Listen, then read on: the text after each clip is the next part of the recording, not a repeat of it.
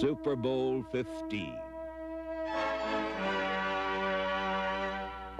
After 20 years, the Philadelphia Eagles return to the World Championship game.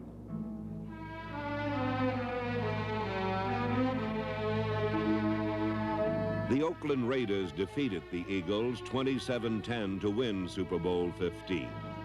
It was a surprising setback for a team that had surmounted all other obstacles, a team that had only 2 weeks before earned the right to be called a champion.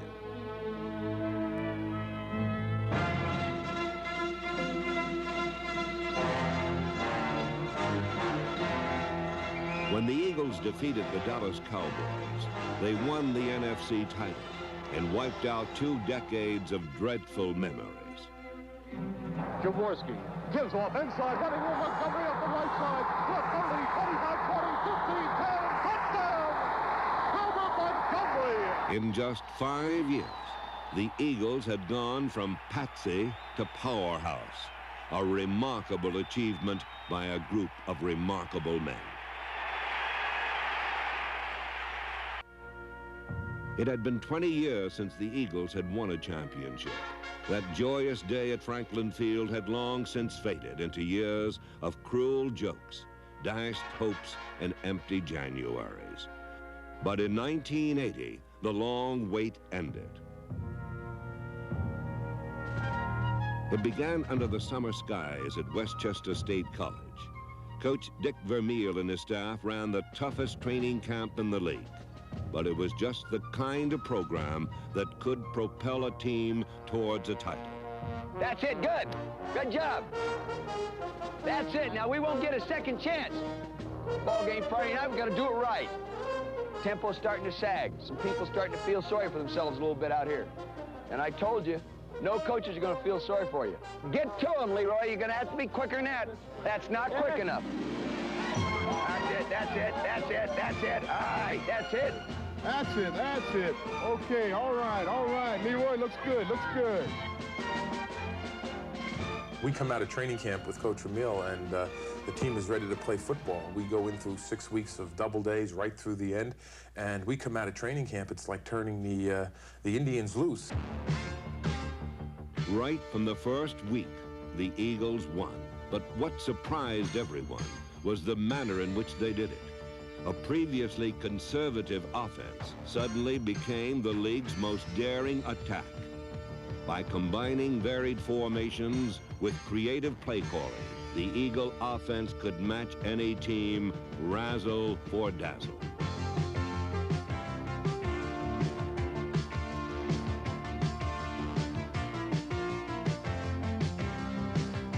The Eagles have 20 offensive goals they hope to achieve in every game they play. In the early weeks of 1980, they met or surpassed them all. Every time the Eagles reached their opponent's 20-yard line, they scored. They averaged 35 points a game, and the key to all this offense was deception. By shifting their running backs and changing formations, the Eagles confused opposing defenses, giving them so many looks that by the time the play was in progress, bewildered defenders were hopelessly out of position.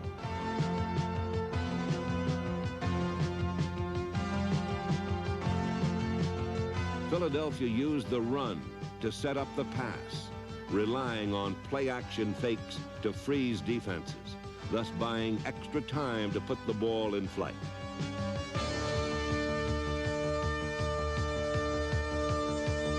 When Dick Vermeil was carried off the field in Minnesota, some critics sniffed that few championships had ever been won in September.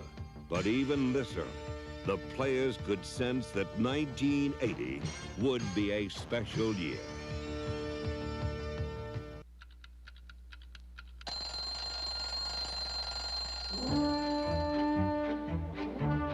It is a scene repeated every day all across America. Fathers say goodbye to their families and start off for work. But this man isn't headed for a factory or office. He is on his way to Veterans Stadium. He is the quarterback of the Philadelphia Eagles, Ron Jaworski. Safety blitz. Tommy Meyer shows the safety blitz. Be alert for it.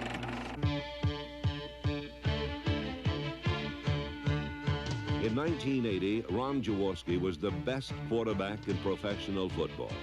He was the leading passer in the NFC, a Pro Bowl selection, and Maxwell Club NFL Player of the Year. Jaworski was also a man who led by showing resiliency and courage.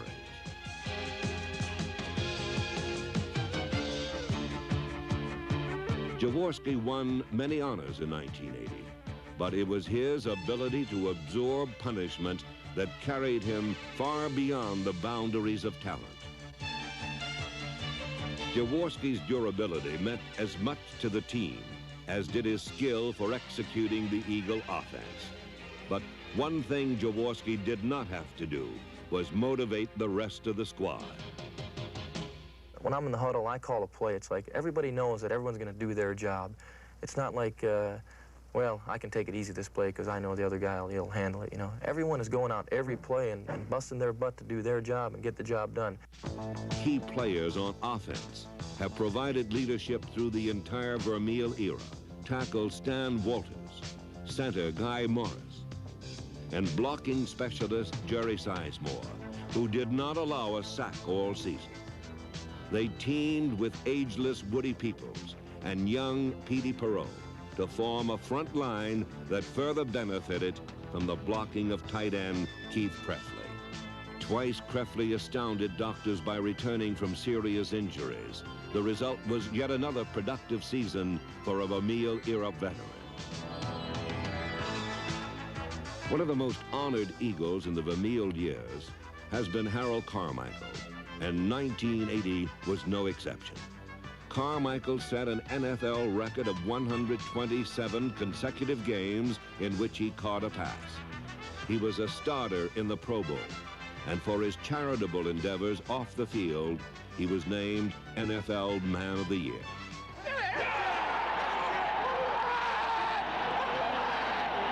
'80 was also the year Philadelphia fans rediscovered a forgotten treasure.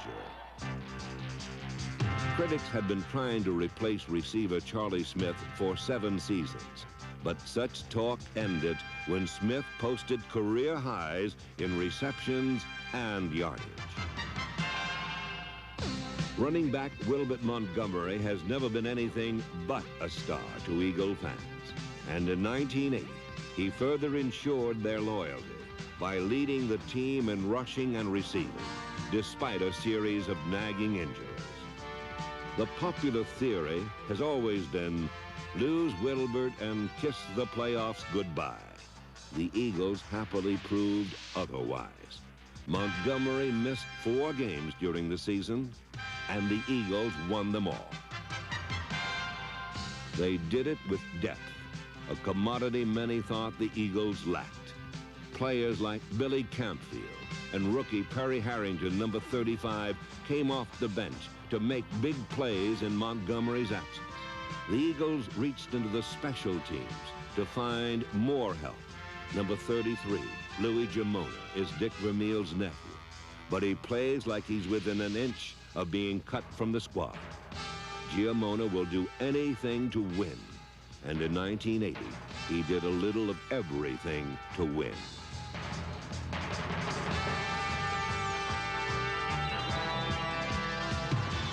Perhaps the greatest improvement came from fullback Leroy Harris.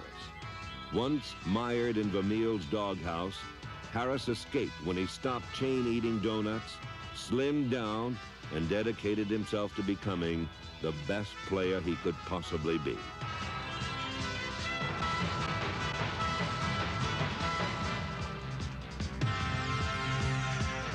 The Philadelphia Eagles offense, a unit loaded with the character people it would take to become a champion.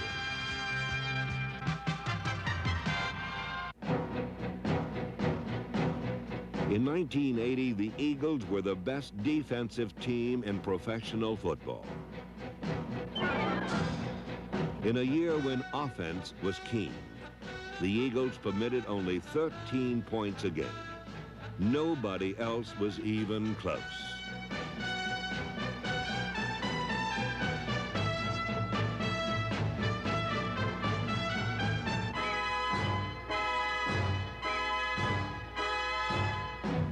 No one ruined a run like the Eagles' defense. Philadelphia held 10 foes to under 100 yards rushing. 6 opponents failed to score more than a touchdown.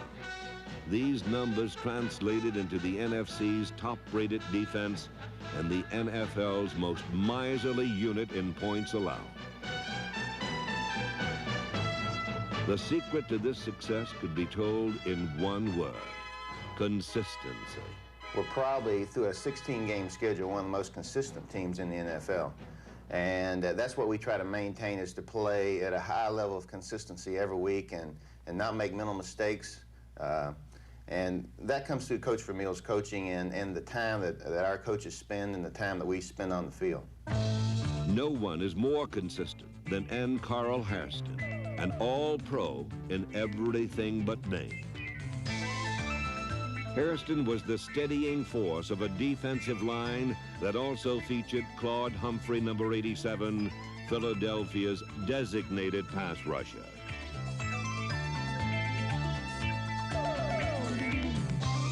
Humphrey shared time with Dennis Bigfoot Harrison, who recorded 9 sacks of his own in his first season as a starter.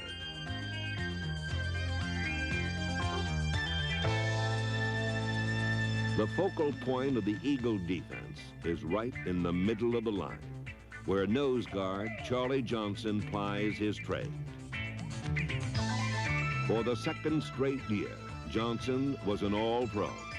He gained further notoriety with 3 interceptions, an amazing total since he gives way to Ken Clark on passing downs. The nose guard is the game's toughest position, but it is where Charlie Johnson thrives. I wouldn't give it up. I wouldn't play any other position. That's my job, and I like it. I really do. That's what a 30 defense is to have a good nose guard, a good solid nose guard inside where he can take the pressure off the linebackers and tie up 2 blockers and let the linebackers run free and make the hits. Bill Berge, John Bunting, Frank the Master, Jerry Robbins. Try to think of a better group of linebackers in the National Football League. You can't.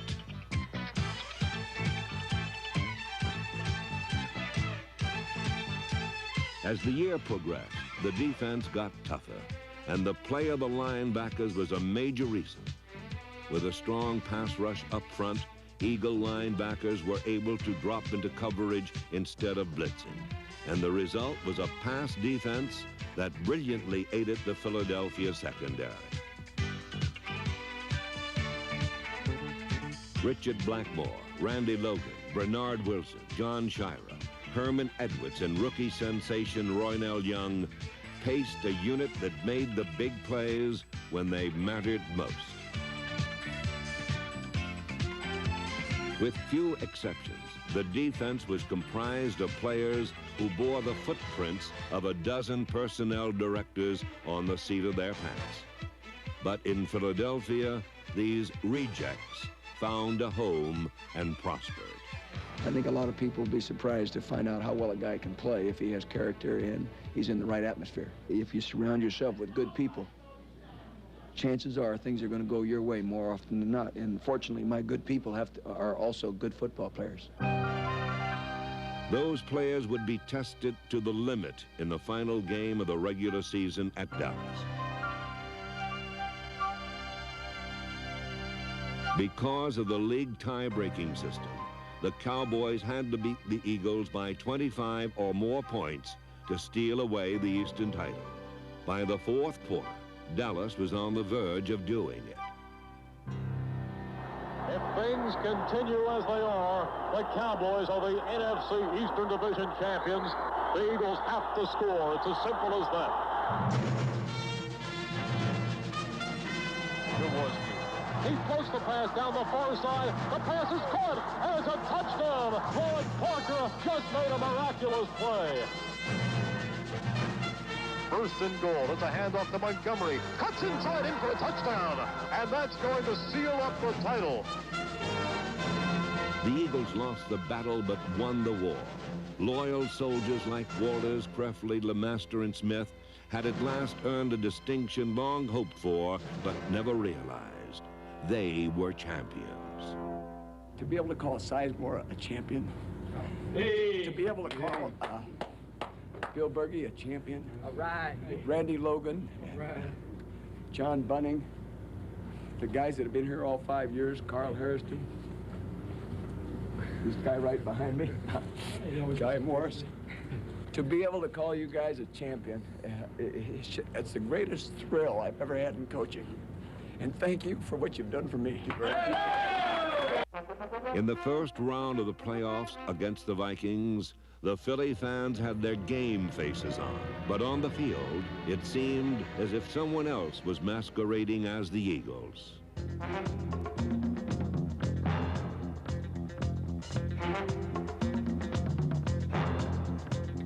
Underdog Minnesota took a surprising 14-0 lead, and Philadelphia tempers began to boil. I'll tell you what you better do. I can watch you. You're walking around out there with your finger up your and you ain't hitting a damn soul. The name of the game, man, is hit. It's pursuing. It's working. We're not doing either. I'll tell you what. They go down here and score. It's your job to win it. And I want to see you do it. The Eagles got the message. The comeback began with a big play from the special teams, a fumble recovery that opened the floodgates to a turnover tidal wave.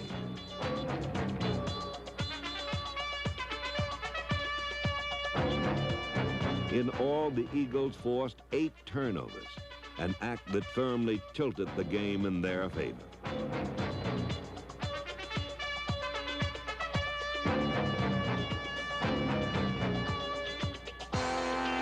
While the Viking offense played giveaway, the Eagle offense scored touchdowns.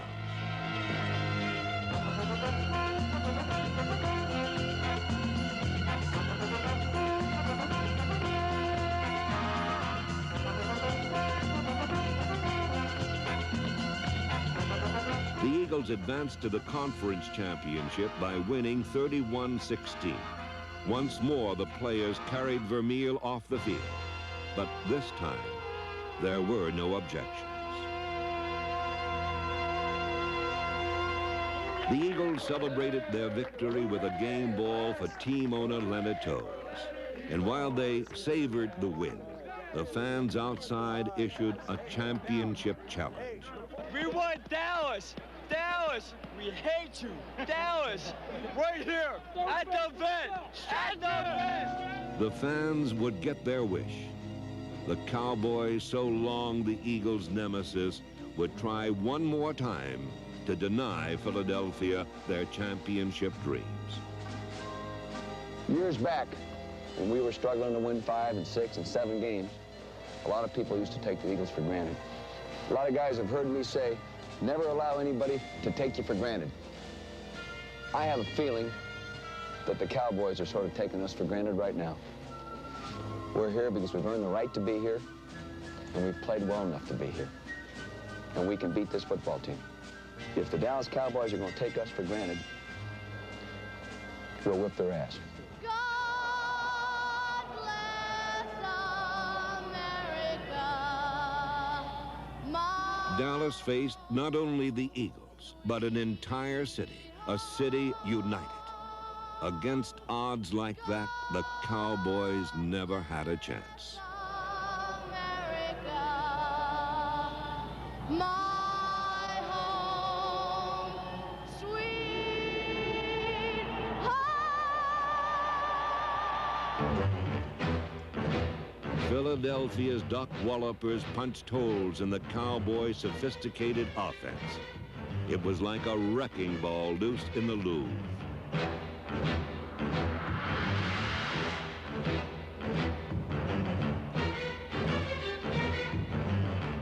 Now it was time for Philadelphia's offense to take charge.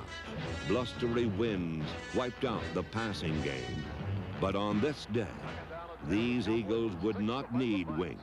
Jaworski gives off inside, running with Montgomery up the right side. Left 30, 25, 40, 15, 10, touchdown! Herbert Montgomery! And Montgomery explodes off the right side, and the Eagles have scored first. A long yard, Dick. Dick? Huh? About 1 yard. All right, deuce wing, 15 base. Leave Wilbert in there. Dick? Yeah. Got 2 downs here probably to make it. Yeah. Carmichael split wide to the near side. It's a pitch to Montgomery. Off right tackle. 25-30, 35-40, 45 midfield. Montgomery to the 45, to the 40, to the 35, and drives out at the Cowboys' 25-yard line. Robert Montgomery having his day of days. Dick, yeah, great call. Thank you. Beautiful. All right, slot split. I want 47 slant. This should be a touchdown right here, Dick. Yeah. Should be a score. Jaworski on the delay to Leroy Harris up the middle across the 5. Touchdown Eagles. Leroy Harris.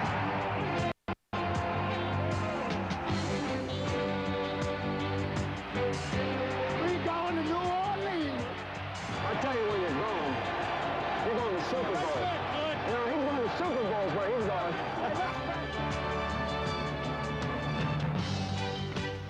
Eagles 20, Cowboys 7. The triumph of the underdog, the comeback from hard times. Yes, the long wait was finally over. The Eagles were champions.